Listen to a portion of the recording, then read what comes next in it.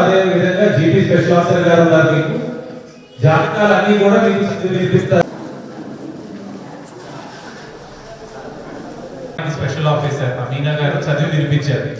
4 అంశాలు ఉన్నప్పుడు ఇందిరమ్మ ఆత్మీయ భరోసా గురించి చెప్పారు. కనీసం 20 పని దినాలు 2023-24 సంవత్సరం నాడు ఉపాధి హామీ పనుల కింద చేసి ఉంది. భూమి లేని రైతు కూలీలు, వ్యవసాయ కూలీలు అయి ఉంటే వారందరికీ కూడా సంవత్సరానికి 12,000 వస్తుంది. సో దీనికి సంబంధించి కూడా నేను మాట్లాడిన తర్వాత ఒక్కొక్క పథకం మీద కూడా లిస్ట్ ఏంటి అనేది చదువుతారు. ఆ లిస్ట్ లో పేరు లేని వాళ్ళు కూడా మళ్ళీ కొత్తగా అప్లికేషన్ పెట్టుకోవచ్చు, నమోదు చేసుకోవచ్చు. అది కూడా మనం ఇప్పుడు అప్లికేషన్స్ కూడా తీసుకుంటాం. సేవా కేంద్రాలు మండలాల్లో ఏర్పాటు చేసిన ప్రజాపాలన సేవా కేంద్రాలకు వెళ్ళి ఏ రోజు, సో ఈ రోజు పేరు చదివి వినిపించకపోవడం వల్ల మిస్ అయిపోయింది అని అధైర్యపడాల్సిన అవసరం లేదు. అవి కూడా చేసిన తర్వాత అప్పుడే ఫైనల్ లిస్ట్ చేస్తాము.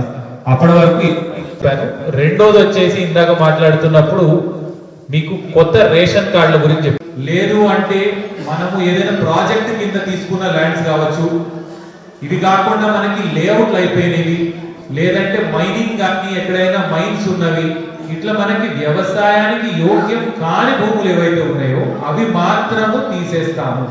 వాటన్నిటికీ అందరికి వర్తింప చేస్తాము. సో 12,000 రూపాయలు సంవత్సరానికి అందరికీ కూడా అర్హులే, వారందరికీ కూడా డబ్బులు పడతాయి.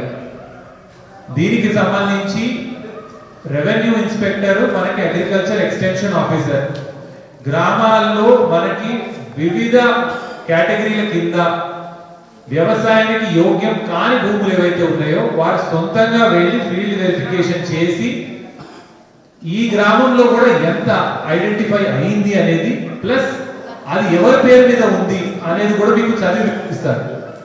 ఎందుకు మనం వ్యవసాయానికి యోగ్యం కాదు అంటున్నామనే కారణం కూడా చెప్తారు. అది కూడా మీరు విన్నప్పుడు లేదు అది వ్యవసాయం చేస్తున్నారు, జెన్యున్ గా కరెక్టే ఉంది అని అనుకుంటే మళ్ళీ దాన్ని రీవెరిఫై చేయడం జరుగుతుంది. మీరు ఆమోదించినట్లయితే అది వ్యవసాయానికి వాడట్లేదు, అది గుట్టల్లాగా ఉన్నాయి, లేదంటే హౌసింగ్ కాలనీ, నివాసానికి కాలనీలు అయిపోయినాయి, రోడ్లు వేసేసారు, ఇప్పుడు వ్యవసాయానికి వాడటానికి మనకి అందరూ కూడా దరఖాస్తులు చేసుకున్నారు. సర్వేయర్స్ అందరూ కూడా ఇంటింటికి వచ్చి ఫోటోలు తీసుకున్నారు, ఇంటికి సంబంధించిన ఫోటోలు తీసుకున్నారు, డాక్యుమెంట్లు ఉంటే అవి కలెక్ట్ చేసుకున్నారు.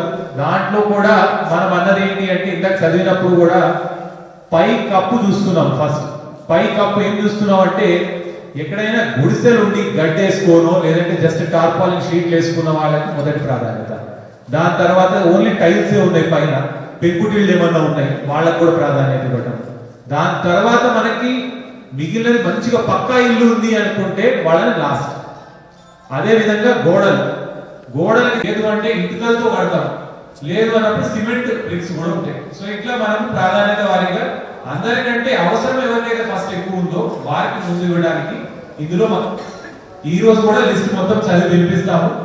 మూడోది ఏమంటున్నాము అంటే వితంతువులు కావచ్చు, మనకి ట్రాన్స్జెండర్స్ కావచ్చు, రైతు కూలీలు కావచ్చు, ఇట్లా కొన్ని గ్రూప్స్ ఉన్నాయి. సో వాటికి కూడా మనం ప్రిఫరెన్స్ ఇవ్వాలి కాబట్టి అవి కూడా మీకు చదివి వినిపిస్తారు. అవి మనం డిస్ట్రిబ్యూట్ చేస్తాం. ఇందులో కూడా ఇప్పుడు మనకి రాలేదు లిస్ట్ లో, ఇంకా మిస్ అయింది చెప్తారు. అది చెప్పిన తర్వాత ఇంకెవరైనా మిస్ అయినా అబ్జెక్షన్స్ ఉన్నా మాది ఇంక్లూడ్ చేయమన్నా కూడా అప్లికేషన్ పెట్టుకుంటే కూడా వెరిఫికేషన్ చేస్తారు. సో ఎక్కడ కూడా దాంట్లో ఇబ్బంది లేదు.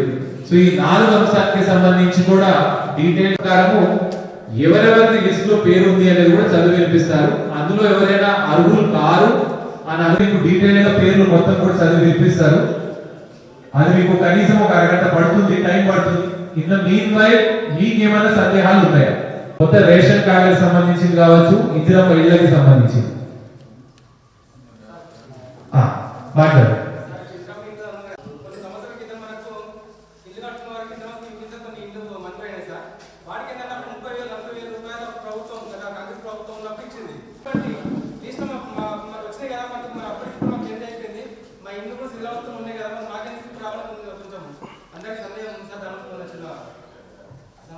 ఏ సంవత్సరంలో అయినా మీకు ఎప్పుడైనా పాత పథకాల కింద ఒకవేళ ఆల్రెడీ మీరు ఇల్లు పొంది ఉన్నారు అని అనుకోని ఇప్పుడు అవి ప్రెసెంట్ గా శిథిలావస్థలో ఉన్నాయి అని ఇందాక అన్నట్టు ఉంటే మీరు దానికి కూడా కొత్త అప్లికేషన్ పెట్టుకోవచ్చు. దానికి కూడా ఫీల్డ్ వెరిఫికేషన్ కి మీకు టీం వస్తుంది, వెరిఫై చేసి అర్హులైతే డెఫినెట్ గా ఇందిరమ్మ ఇల్లు కూడా వర్తింప చేస్తారు. సో దాంట్లో ఆల్రెడీ మా దగ్గర డేటా ఉంటుంది. తీసుకోలేదు అప్పుడు మేము అప్లై చేసుకోలేదు అని అనుకున్నప్పుడు ఇప్పుడు మీరు అప్లై చేసినా కూడా మళ్ళీ ఫీల్డ్ వెరిఫికేషన్ పంపిస్తాము.